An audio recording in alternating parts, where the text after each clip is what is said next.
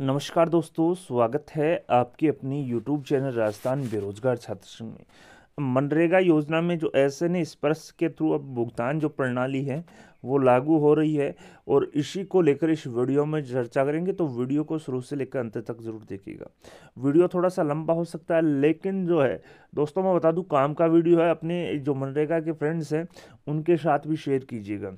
जैसा कि दोस्तों आप देख सकते हैं, अब आपका जो पेमेंट है वो एसएनए के थ्रू होगा, लेकिन कुछ स्टेप्स जो है एसएनए स्पर्श के थ्रू पेमेंट करने से पूर्व आपको उठाने होंगे। लेकिन मैं बता दूं, ये एसएनए स्पर्श का काफ़ी जो नरेगा कार्मिक हैं वो बोल रहे हैं कि अभी तक एसएनए स्पर्श का जो है एफटीओ जनरेशन का जो ऑप्शन है वो नहीं आया है डेटा एंट्री में। तो मैं बता दूं, फिलहाल आपकी डेटा एंट्री में ऐसा कोई ऑप्शन नहीं है। राज्य स्तर से जो डीएससी हैं वो डीएक्टिवेट होंगे सबसे पहले। उसके बाद में आपका जो एफटीओ थ्रू एसएनए स्पर्श है उसका ऑप्शन अनेबल होगा। तो अभी आपको जरा भी पैनिक होने की आवश्यकता नहीं है, जरा भी चिंता करने की आवश्यकता नहीं है। सबसे पहले जो डीएससी है, जो डिजिटल साइन है, वो डीएक्टिवेट होंगे और ये काम जो है वो राज्य स्तर पर होगा। इसके अलावा उसके बाद में डीएक्टिवेट होने के बाद में सबसे पहले आपको जो डीएससी हैं वो रजिस्टर करने होंगे थ्रू एसएनए पर से। आपको मटेरियल लिस्ट और एडमिन लिस्ट आपको पीओ लॉगिन से जनरेट करनी है और एफटीओ अकाउंटेंट लॉगिन से करना है।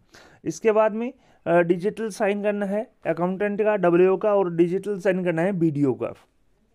उसके बाद जो आपकी प्रणाली जो शुरू होती है एसएनए स्पर्श की, वो एसएसओआईडी से।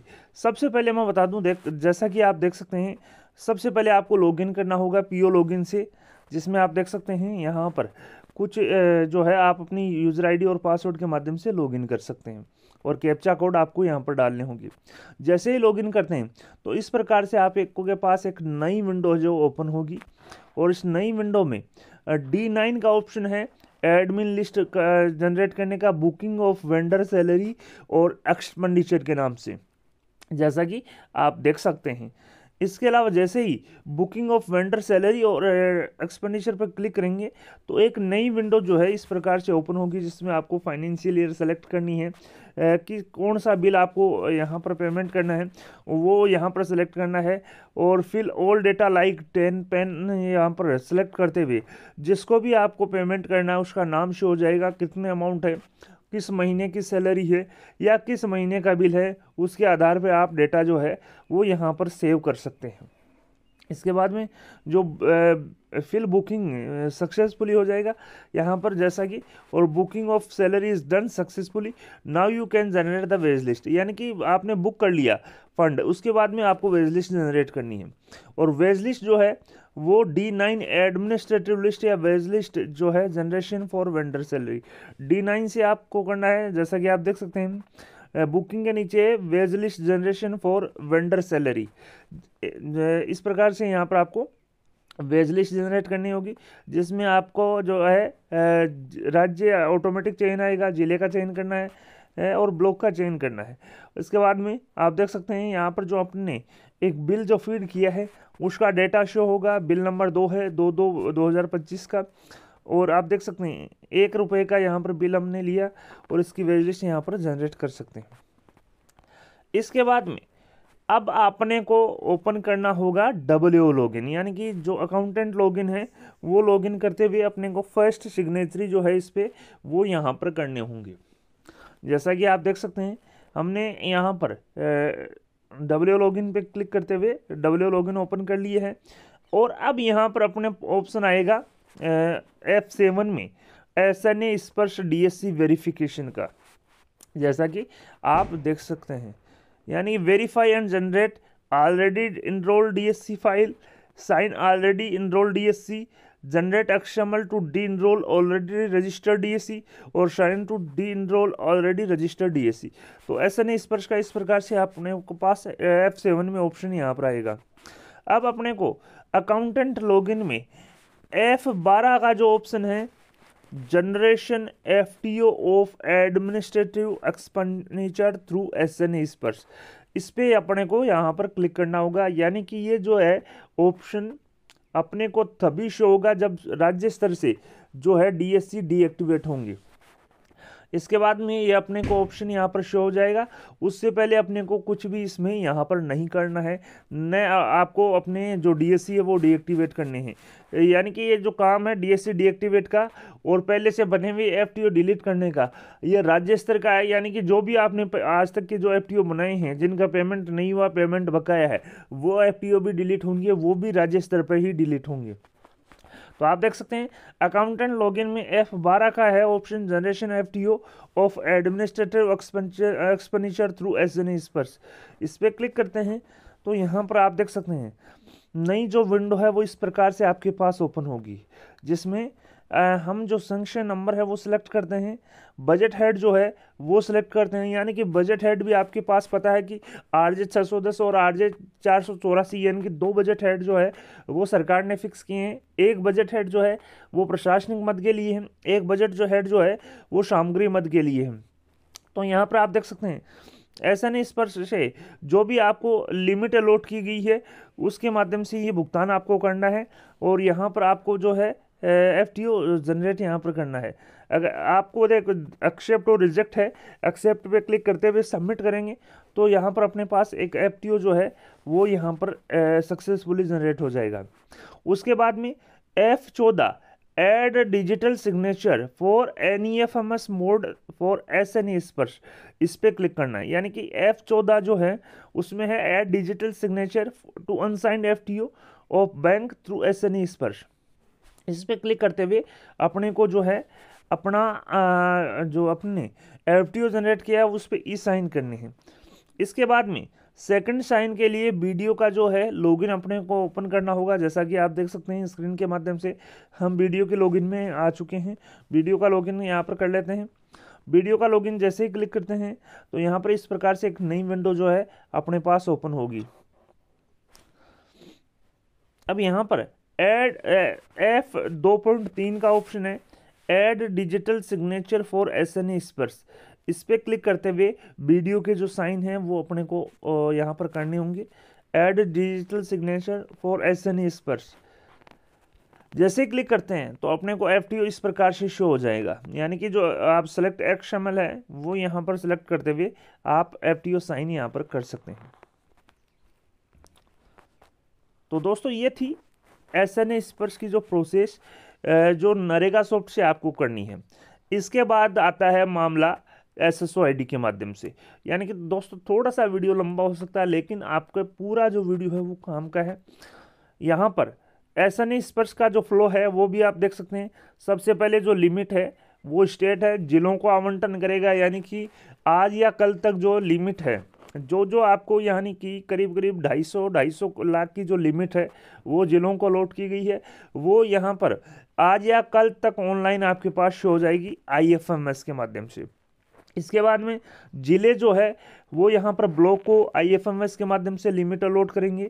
साथ ही जितना जितना जो फंड है वो पंचायत समितियों के पास जितना जितना अवेलेबल होगा या जितनी जितनी जो लिमिट है वो अलोकेट होगी, उसके आधार पर जो ब्लॉक है वो अपने एफटीओ जो है वो बना सकते हैं।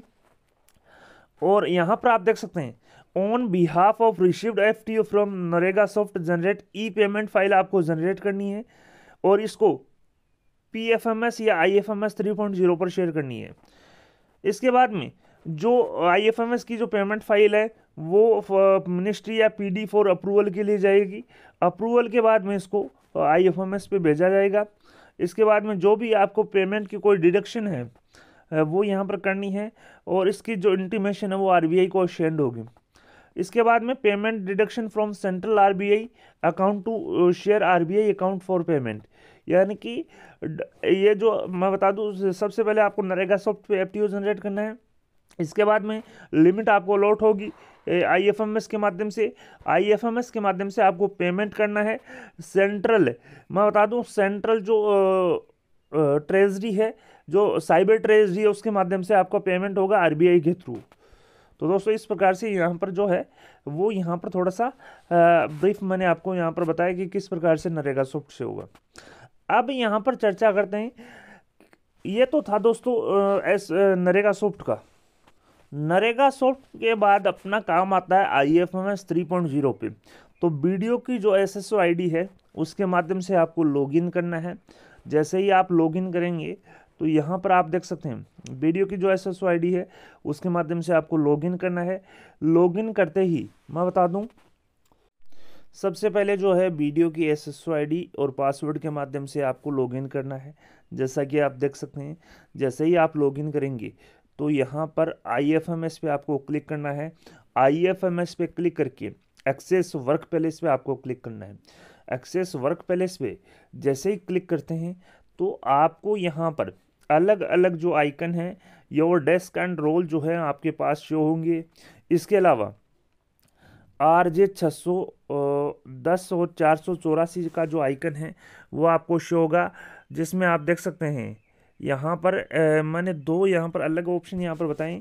RJ 610 और 484 जो है आपके पास ओपन होंगे। जो भी आपको पेमेंट करना है वो आपको यहाँ पर सेलेक्ट करना है। इसके बाद में SN स्पर्श का जो ऑप्शन है वो यहाँ पर आपको चूज करना है और यहाँ पर SN स्पर्श के माध्यम से आपको पेमेंट करना है। ये दोस्तों बेसिक सी जो प्रोसेस है वो मैं सबसे पहले आपको शो कर रहा हूँ, जिसमें आप बिल स्टेटस देख सकते हैं, बिल जनरेट कर सकते हैं। इसके अलावा पेंडेंसी जो भी लिस्ट है आपके पास वो भी यहाँ पर देख सकते हैं। इसके अलावा साथ ही साथ आप देख सकते हैं कुछ डिटेल जो है वेरीफाई भी यहाँ पर कर सकते हैं, बिल फॉरवर्ड भी कर सकते हैं। अब यहाँ पर बात करते हैं, यह तो थी दोस्तों कैसे लॉगिन करना है। अब यहाँ पर सबसे पहले जो राज्य स्तर से जो लिमिट है वो यहाँ पर जारी की जाएगी जिला परिषदों को, और जिला परिषदों द्वारा पंचायत समितियों को लिमिट जारी की जाएगी। अब लिमिट आपको किस प्रकार से एक्सेप्ट करनी है, तो आप SNA पे आ गए, आपको ऑथोराइजेशन पे क्लिक करते हुए SNA लिमिट जो टाइप है उस पर आपको क्लिक करना है। SNA की जो लिमिट है वो यहाँ पर आपने वो दो प्रकार से जारी होगी, एक प्रशासनिक मद की, एक आएगी आपने मटेरियल टाइप की। जो भी आपको लिमिट अलॉट होती है उस टाइप को आपको सेलेक्ट करना है। बजट हेड रिलीज सैंक्शन या budget head release sanction component wise, तो अपने कंपोनेंट वाइज आएगी, तो अपने को कंपोनेंट वाइज यहाँ पर जो है वो सेलेक्ट करना होगा। यहाँ पर आप देख सकते हैं जैसा कि अपन अगर मैप है कंपोनेंट तो आपने को मैप नहीं करना, वो सिलेक्ट करना है। अगर मैप नहीं है तो अपन मैप भी कंपोनेंट यहाँ पर कर सकते हैं। इसके अलावा आप देख सकते हैं लिमिट जो है सबसे पहले अपन ने जैसा कि अगर कंपोनेंट मैप नहीं है तो सबसे पहले मैप कर लेते हैं। मैप करने के बाद में अपनी जो लिमिट है वो अपने को एक्सेप्ट करनी होगी। जो भी अपन ने जो बजट जैसे कि अलॉट कंपोनेंट मैप किया उसके आधार पर जो लिमिट है वो एक्सेप्ट कर सकते हैं। यहाँ पर आप देख सकते हैं। इसके बाद में जो है आपको एजेंसी का नाम और एजेंसी का जो है कोड यहाँ पर आपको सेलेक्ट करना होगा कि कहाँ से आपको लिमिट प्राप्त करनी है। जैसे कि जिला परिषद चूरू से करनी है, झुंझुनू से करनी है, जयपुर से करनी है, जो भी आपका जो है किस जिला परिषद से आपको जो भी लिमिट है वो एक्सेप्ट करनी है वो यहाँ पर क्लिक करते हुए आपको एक्सेप्ट करनी है। इसके बाद में आपको सेव क्लिक करना होगा बजट में। इसके बाद में आप देख सकते हैं जो बजट हेड है वो भी आपको सेलेक्ट करना होगा। आप देख सकते हैं यहाँ पर BDO रायसिंह नगर टोटल लिमिट जो है इनके पास यहाँ पर 86,70,000 की आई है सैंक्शन अमाउंट, और वैलिड यहाँ पर मैं बता दूँ ये जो लिमिट है वो 31 मार्च तक यहाँ पर वैलिड रहेगी। बाद में ऑटोमेटिक जो है लैप्स हो जाएगी, यानी कि आपको 31 मार्च से पूर्व जो बिलों का जो भुगतान है वो यहाँ पर करना होगा। साथ ही आप देख सकते हैं ये इसका जो भुगतान है SNA के थ्रू जो भी भुगतान होगा वो साइबर ट्रेजरी के माध्यम से होगा, यानी कि आपकी जो लोकल ट्रेजरी है उसको बिल फॉरवर्ड नहीं होंगे। साथ ही मैं बता दूं अगर आपके बिल में ऑब्जेक्शन आता है तो बिल एडिट नहीं किया जा सकता। बिल में ऑब्जेक्शन आने के बाद में बिल दोबारा आपको यहाँ पर जनरेट करना होगा, यानी कि एक बार आपने बिल साइबर ट्रेजरी फॉरवर्ड कर दिया और उस बिल में किसी भी प्रकार का कोई ऑब्जेक्शन आता है तो आपको नया बिल जो है पूरी जो प्रोसेस है वो दोबारा से यहाँ पर SNA स्पर्श पर करनी होगी। यानी कि FTO आपको बार बार नहीं करना, FTO एक ही बार करना है।